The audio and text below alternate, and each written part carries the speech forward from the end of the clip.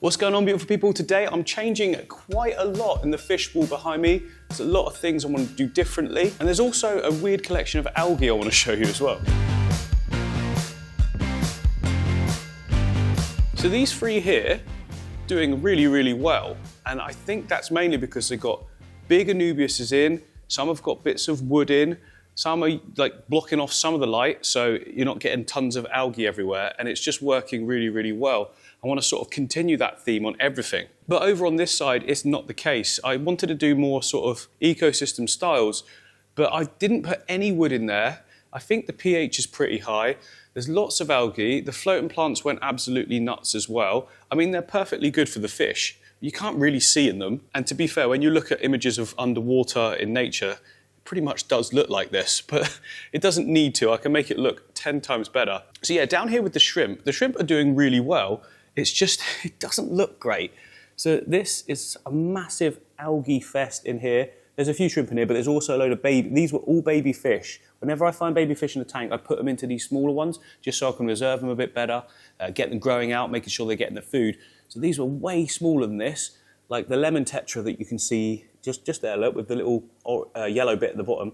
They were are the babies of the lemon tetra in this tank with chunks, and I don't know how they survived in there, but they did. These are the parents. There's only 3 of them you can see there, and that group has produced quite a lot of babies. I'm half tempted to take those out and put them in their own tank just to keep it going, because obviously breeding well. I recently did a cleanup on this tank, you see, and I was moving a load of the mulm that was all collected, and that's where all these babies came out from. So sometimes having a dirty tank, when I say dirty, it doesn't mean the water parameters are bad, it just means there's lots of mulm. Every time I've had a tank that I've let go and have a bit of mulm, there's usually babies in there. Often find cory survive really well in a mulmy tank as well. But yeah, what this algae is moss balls. So that's what they were. Well, they're even tighter than that. But over time, they sort of just spread and go everywhere. This is why I don't put them in any of my other tanks. It looks quite nice, doesn't it? It looks real. Do you know what I mean? That looks more like something you'd find in a rock pool somewhere at the beach. But I don't think it's that great. And to be honest, it could like lock shrimp and get them tied up. You could also lock fish up in there. So you need to scoop that out. It's an easy fix. And then we've got a similar situation going on up here as well. This was moss balls, and they've just broken apart, and then they just sort of spread everywhere. Very easy to pick up. But we've got a real nice group here of silver tip tetra.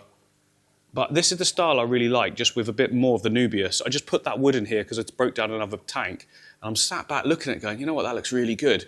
If you could build up some more slow-growing plants on one side, maybe the odd, I was going to say, a stem plant, but I don't think, over time it's going to go nuts, not manageable because there's a lot of tanks here, so slow-growing is best. And all these plants you can see in here are all slow-growing. Look at the size of this anubias, absolutely huge.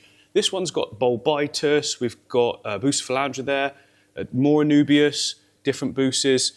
So they're like little things on their own that can be attached to other pieces of wood, but I definitely want wood in there. Bogwood is really good for lowering the pH. Now you've only got to lower it a little bit by 0.2. So if you go from 7, say you're neutral, like my tap water was neutral, to bring it down to 6.8 is actually really beneficial for most fish.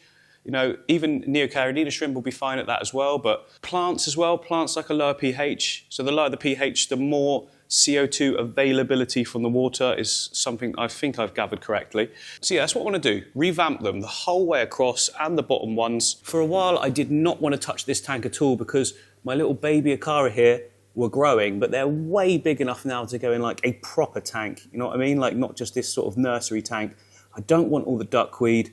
Salvinia will be fine, mini water lettuce, but the duckweed is just an absolute pain. Now it does its job really well, but the thing is you're covering the surface in no time. You're trying to put food in, you've got to touch it all. You inevitably get some on your hands. You go to another tank, put your hands in the water without realising, or a net or something like that. Hello, Barbs. And then you've infected the tank. Now, luckily, this one has never got it. This one has never got it. But look at that lot there. And I scooped all of that out less than a week ago. It's an absolute pain. And that is why I made this hoodie. So it says, I duckweed hate. No, it doesn't. It's I hate duckweed. It's a bit of a play on the, I love New York. I just sort of switched it around. I don't know, I liked it, I thought it was funny. And yeah, you can get this as well if you also hate duckweed. It's available now, link up there and first thing down below. So I think what I'm gonna have to do is each tank one at a time. So as I do a tank, I can move the filter across into the other one to keep it all healthy and good and not dry out. Move the fish as well. Do I need to move the fish? No, I don't really need to move the fish actually. I just need to be able to clean stuff up. They should be okay because I don't really even need to take the water out. I will do like full-on scooping and everything for anywhere that's duckweed. There's no duckweed in this one. That's amazing. I don't know how I've managed to pull that off. But this one's got duckweed. This one's also got none. I think some tanks just don't like duckweed, which is odd, isn't it? Like, look at how vibrant and green that duckweed is. It looks like healthy and fresh. And then you come down, and these ones are sort of, see that? They're yellowy and sort of some are dying back. I guess it's the lack of nutrients because all the algae in the tank is using all the nutrients up, which is a good thing. But yeah, I think I'm just going to crack on with these three first. I'm going to be doing a setup in this bowl, so that's why that's there. You know, it's got the light coming from the top. That's going to come soon, at the weekend probably. But yeah, crack on getting these ones nice, and they can be my example then for the rest. We've still got these electric blue acara that are not electric blue acara. They're like, they're not very nice looking fish, but I feel bad for them. They've had round and round of treatment, and there's absolutely nothing wrong with them. They're just ugly. It feels bad to say it, but like, they're not what you'd want as a specimen. There's just some of them just aren't colourful. Look, I mean, look at that one. He's just a dark colour. I might add him into the 8 foot though.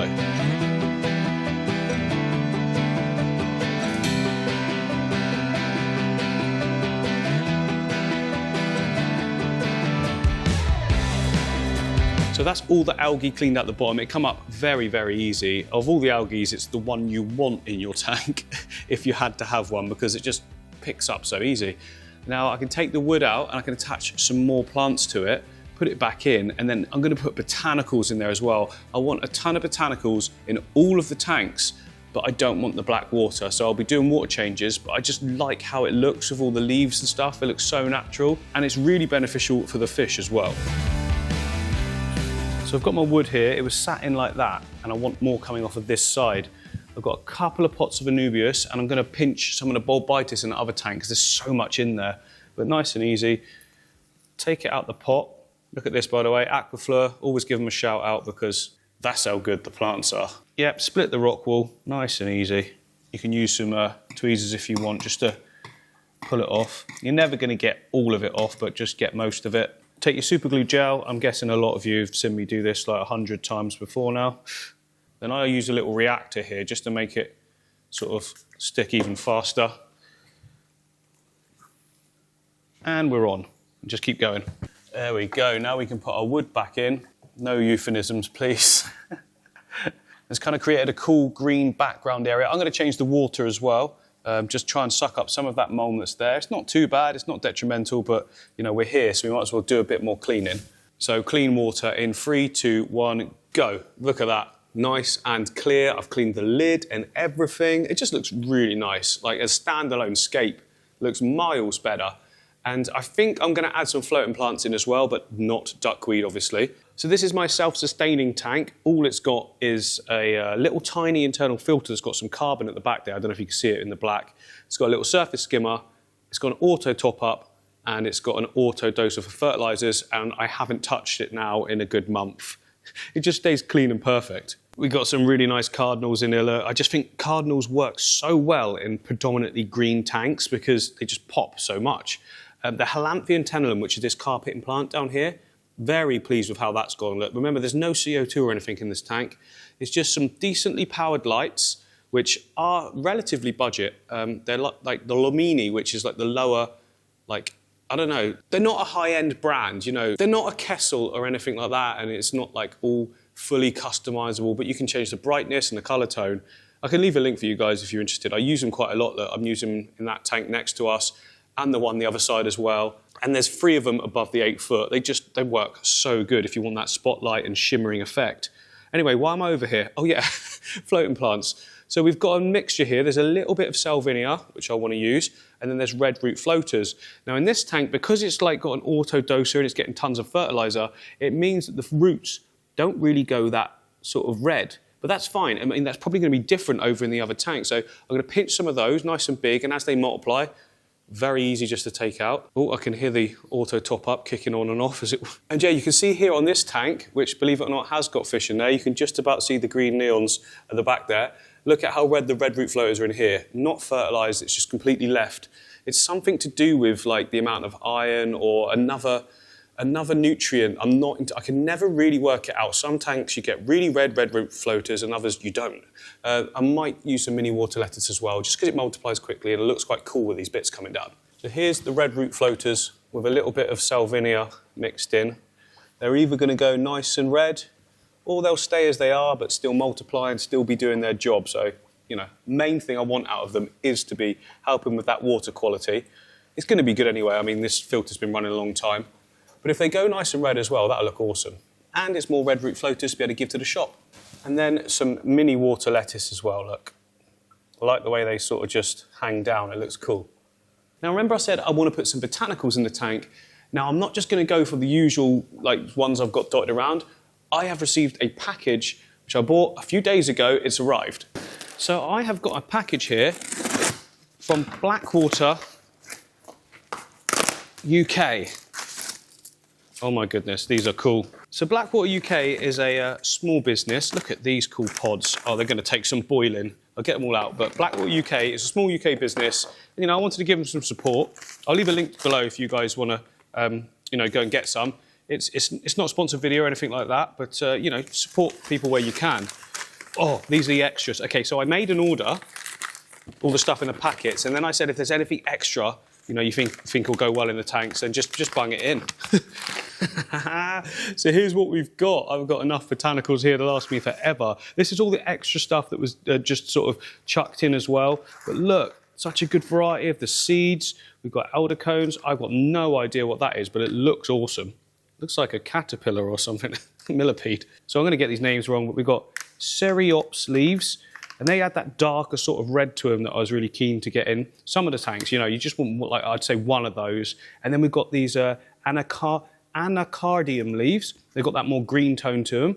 Annona leaves, which are more brown. And then this is one thing I was really interested in, the benthic zone substrate. I don't know what that means, but look, it's just a massive mix of all the different bits. So I can just boil like a bag up and then just distribute it evenly. It's just such... It's good to have the mix. When you have all the leaves the same, it looks less convincing as to where you've got something like that that's got twigs and everything else in it as well, but all in one easy pack. So yeah, nice one, Blackwater UK. Good thing is, this stuff doesn't cost an arm and a leg either. I mean, don't expect to get a load chucked in extra like I did, but I guess this stuff that was just, you know, without packaging. But yeah, awesome, thanks a lot. Okay, so I've gone with all of my leaves, you know, all the larger leaves in this one. I've got the substrate in that one. Look at that, look at how good it looks. So much variety in there. And then I've got the extras in this one. I don't need a huge amount, you see. I just want a little bit for detail in each tank, like one or two of the leaves, bit of the substrate, and then a little bit of detail. And then what I've done is just put some rocks in each pot to make sure that it stays under the water, because they're going to want to float to the surface to start with.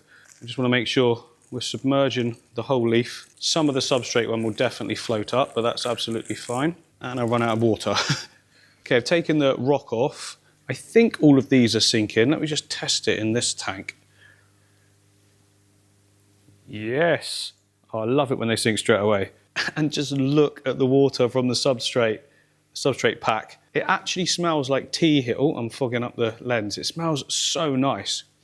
Literally like a tea is like being brewed. Right, first of all, I want to just lay in a little bit of the substrate. I know there's bits going to go everywhere to start with, but that's fine. It'll all settle in its own time. That looks awesome. That stick doesn't want to sink. Just going for a little bit to clump in each sort of area where the hardscape touches the sand. This will also bring the pH down of the water, which is useful in like planted tanks. And then a couple of the leaves as well. Just dot them around. Got some air bubbles on, but they should sink in a minute. Once those air bubbles have come off. Well, I hope so. This one did sink, didn't it? This one was fine. Oh yes, the red. The red looks great. Where do I want it? One at the back there would be nice. That'll sink down in its own time. So yeah, currently looking a little bit of a mess, but by tomorrow all the bits would have sunk, settled in their own places. If there's any on the plants, I'll just push them back down onto the, you know, base of the aquarium. When I stepped away just then, all the fish come out swimming amongst it all, which looks really cool. They're a little bit shy. Silver tip tetras are quite a shy fish, but you can just see them there, look, going around the back. Hopefully you can. Oh, we've got a floater, and I don't mean like that. Oh, look, they're just hiding around the back there. Hang on, look at that. They're going to absolutely love this. I mean, that is literally mimicking their natural habitat, isn't it? It looks so good. I love that red leaf. Right, now it's just a case of doing the same thing along the whole wall. It's going to take a while. This one took me longer because obviously I've been filming the process, but now I'll just blitz through all of them and get them looking just as good.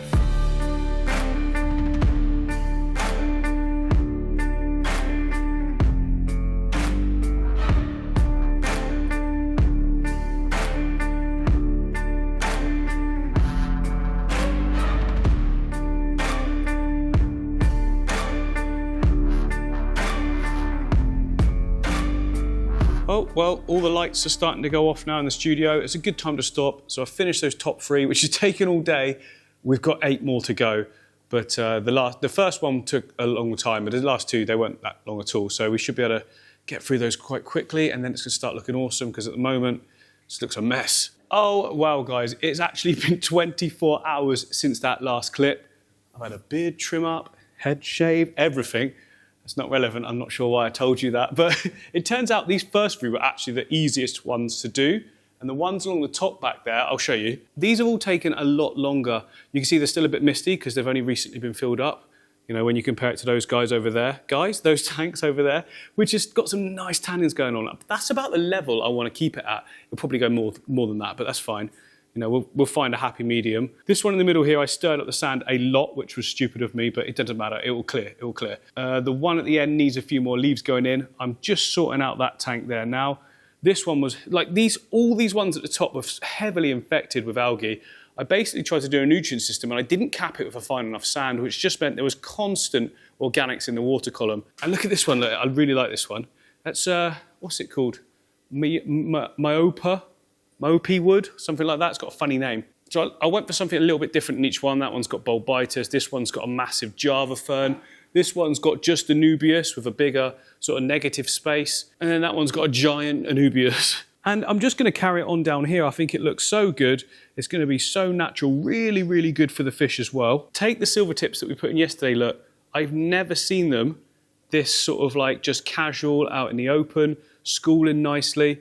Our little bristlenose pleco's making an appearance. I didn't actually realise there was 2 in there. One of you must have been hiding when I cleared it out. I don't know how, because, you know, right under the rocks probably. But yeah, they're not making a mess of it. I was worried that any plecos in there would just stir it up and make it constantly misty. But look, looks perfect. All of them looking good. Now, I was just going to do that tomorrow, but I'm just going to crack on and get it done. It's going to be a late night. Oh, well, guys, it has been 2.5 days it's taken to do every single tank, but it's been well worth the effort because I think it looks insane. So obviously, you know, I've done these 3. I've now done the whole top row as we come along. Look at that. Each one at varying degrees of tannin intensity, shall we say. This one's got like the bogwood in that leaches tons loads more than the rest, so that's a little bit more tan, but eventually they're all going to be. These ones are what I've done this morning, so they're all really fresh. But look how good all the leaves look in there. Looks so good. So I've moved the baby Acara up into this tank. I just wanted them at eye level so I can keep an eye on them. There's one there, there's one in the middle there, there's another one as well, so all 3 are doing good. And if you remember here, this tank that's still got a Cynodontis in, I quite like him in there now. It's like his own little home. He'll have other fish eventually, but yeah, this tank did have those 3 electric blue aquarium, didn't it? The ones that I've been treating for a long time, just making sure they're actually okay. And I just decided, right, there's nothing wrong with them. They're just not that pretty looking. Let's move them. So straight away, you can see here, this one right in the middle has coloured right up since coming out of that environment. It could have been because it was darker in that tank, I'm not sure, but it seems to be doing really well. Looks like a proper electric blue Acara. And then if I swing you over this way, here's another one, again, that was way more drab, but it's starting to get some colour back. It could literally have been the small area of territory causing, like, you know, them to be a little bit grumpy all the time. The third one is the roughest looking one, and it had like some ripped fins and things. That one I've seen sort of skulking about, but is still drab in colour. No, that's a keyhole cichlid in there. The angels, everyone's getting interested. But yeah, I think they're going to do really well in here. I do need to trim this now, though. My plan was to let all of that Myriophyllum grow to the top, trim it halfway down so that it's just peeking over the top again. You've already been fed, you greedy little pigs. With regard to the shrimp tanks, you can see there, I've not really done anything apart from remove those moss balls and the growth that it had caused all around it. I've removed all of that and gone back to just, you know, like anubias and mosses and that kind of thing. And I didn't want to do anything else to the tanks just because they're doing really well. Like you can see the amount of shrimp in this one, you know, they're breeding, so don't fix what isn't broken. Just added a few botanicals to the tank. And then the same with this one as well. The water's a little bit more murky because I stirred it up a bit, getting out quite a bit of algae, but that'll clear very quickly. And anyway, again, they're doing well, the shrimp are. There's tons of babies and that in here. I don't really want to mess about with it, just leave it as it is. And you might remember that previously there was a ton of duckweed all on the top. I have spent ages trying to scoop out every last bit. Is that one there? No, that's just a speck of whitey stuff from the top. But I dare say there's probably like 1 or 2 microscopic bits there that will grow, but I'm going to keep an eye on it constantly. And whenever I see anything, I'm just going to keep the net here, the little shrimp net, and just go scoop, scoop, scoop, scoop whenever I come in the room, because they look great now and it just ruins it, that look of mouldy old scummy duckweed on the top and then others just covering everything. It makes you not want to get in and do anything to the tank because it just goes all over your arms. I hate duckweed, have I told you? And to think, I used to actively put it in my tanks. Yeah, so shrimp tanks all sorted. Now down here, this one, I didn't clean the glass or anything, and that's because, as you can see, all over it is snail eggs. So I'm going to be treating this as my snail breeding tank. There's lots in there already, but I just deliberately overfeed the tank so that they're all going to keep reproducing. And the population can't like stay controlled or sustained if there's a constant food source. And the reason for that is my puffer fish that you can see down here, they eat the snails. They like to eat bloodworms and things like that as well, but they love snails more than anything. Plus their beaks, which is actually like teeth on their mouth, if you don't give them sharp things to like chew on, they overgrow and they get too sort of long. So I've been breeding those snails deliberately. These ones in particular, their beaks seem to be bigger, but the Amazon puffers you can see in this tank, they stay quite small for some reason. I'm still going to be feeding them snails as well because they absolutely love it. So yeah, that tank there, I'm just going to keep throwing food at it and just getting thousands of them. So this tank here has got 2 honey gouramis, you can see. One of them at the back there. There's actually 2 of them. They're sort of like the natural variant, so they're not like all brightly coloured. I've had them a long time and I like them. Nothing in that one. Nothing in that one. This one has got my gudgeons and my luminatus rainbow fish as well. This, like I said, has got the babies. There they are at the back again there. This one's got nothing, this one's got nothing. I did have my Avanacara pair in here, but they developed a weird fungus on their back fin, and one of them, well, one on their back fin and the other one on the underside. I've got no idea what it is. I'm pointing at nothing because they're hiding at the moment, but this tank is being treated, which is why the bubbles look a little bit funny on the top. Hoping to get that to heal up.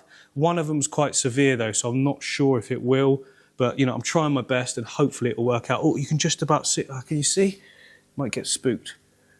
Just down in the corner there, little low on colour, but it does look to be healing from what I can see versus when I put them in there. So that was a good 3 or 4 days ago, so it's looking miles better already. Hopefully the other one is as well. And yeah, as you've already seen, this has got the silver tip tetras, the most comfortable I've ever seen them. They seem to absolutely love this tank. This one's just got my bristle nose in, and yeah, cynodontis in that one, but loads and loads of room now for more. And yeah, I just can't wait to get even more fish. And here is Chunks, just having a poo. Sorry, mate, sorry. So there we have it then. Loads and loads of brand new, fresh tanks set up. I mean, they've all got old filters, so they're cycled pretty much straight away, plus the botanicals and everything, the plants. They're good to go. I can stock way more fish now. Oh, this one as well. I'm just about to do a build on this bowl, and I've got another one of those above here. That's going back in, so the whole row will be done. But yeah, I think what I'll do in another video coming up, I've got to go to Belgium first to do a live workshop. People are coming to the shop to watch me make tanks. But yeah, when I come back from that, I can start going to the shop and picking out a few more species and things I want to do different scapes for. Or to be honest, keep some of them, like some of the smaller fish, can just stay in these tanks and maybe breed, like a pistogramma, stuff like that. That would be cool to breed in there. So yeah, anyway, I hope you've enjoyed it and I'll catch you on the next one.